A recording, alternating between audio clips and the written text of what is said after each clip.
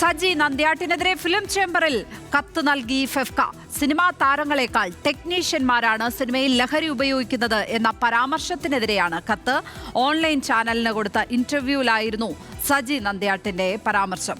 ഈ വിഷയത്തിൽ വിശദീകരണം നൽകണമെന്ന് ഫെഫ്ക ആവശ്യപ്പെട്ടിരിക്കുകയാണ്. വിവരങ്ങളുമായി കൊച്ചിയിൽ നിന്ന് ആസിഫ് മുഹമ്മദ് ചേരുന്നു. ആസിഫ്, ഫിലിം ചേംബറിന്റെ ജനറൽ സെക്രട്ടറിയാണ് സജി നന്ദ്യാട്ട്.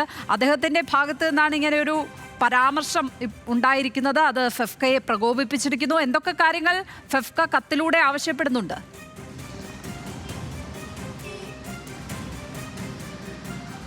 തീർച്ചയായും ഈ ടെക്നീഷ്യന്മാരാണ് സിനിമാ താരങ്ങളെക്കാൾ കൂടുതൽ ലഹരി ഉപയോഗിക്കുന്നത് പ്രസ്താവനയ്ക്കെതിരെയാണ്, അല്ലെങ്കിൽ ഒരു ഓൺലൈൻ മാധ്യമത്തിന് നൽകിയ ഇന്റർവ്യൂവിൽ സജി നമ്പ്യാട്ട അത്തരത്തിൽ പറഞ്ഞതിനെതിരെയാണ് ഇപ്പോൾ ഫെഫ്ക രംഗത്തെത്തിയിരിക്കുന്നത്.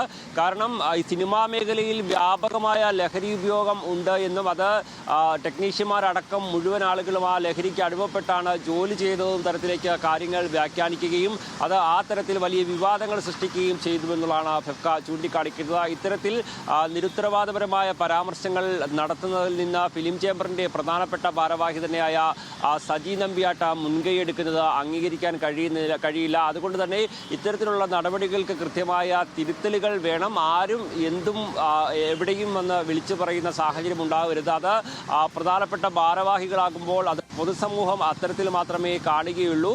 സിനിമാ മേഖല ആകെ കുഴപ്പമാണ് എന്നും ഈ മേഖലയിലുള്ള എല്ലാവരും ലഹരിക്ക് അടിമപ്പെട്ടാണ് എന്നും ലഹരിയുടെ വിൽപ്പനയും ഉപയോഗവും അടക്കം സിനിമാ മേഖലയിലാണ് നടക്കുന്നതെന്നുമുള്ള സന്ദേശം നൽകാൻ ഇത് ഇടയാക്കുമെന്നുള്ള കാര്യമാണ് ഫെഫ്ക ഈ ഒരു ഘട്ടത്തിൽ ഈ ഒരു പരാതി ഉന്നയിക്കുമ്പോൾ ചൂണ്ടിക്കാണിക്കുന്നത്. ഏതായാലും ഈ ഒരു വിഷയത്തിൽ ഇന്ന് തന്നെ ചർച്ച ചെയ്യാനുള്ള ഒരു തീരുമാനം ഫിലിം ചേംബർ എടുത്തിട്ടുണ്ട്. അതിൽ സജി നമ്പ്യാട്ടിൻ്റെ വിശദീകരണം അടക്കം കേട്ടതിന് ശേഷമായിരിക്കും ഫെഫ്കയുടെ പരാതിയിൽ ഒരു നടപടിയെടുക്കുന്നതിലേക്ക് കാര്യങ്ങൾ എത്തുക. എന്തായാലും ആ ഒരു ഘട്ടത്തിൽ തിരുത്തലുകൾ വേണമെന്നുള്ള ഒരു ആവശ്യമാണ് ഫെഫ്ക ഏതായാലും മുന്നോട്ട് വെക്കുന്നത്.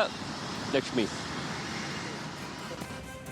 ആസിഫ് മുഹമ്മദാണ് കൊച്ചിയിൽ നിന്ന് വിവരങ്ങൾ പങ്കുവച്ചത്.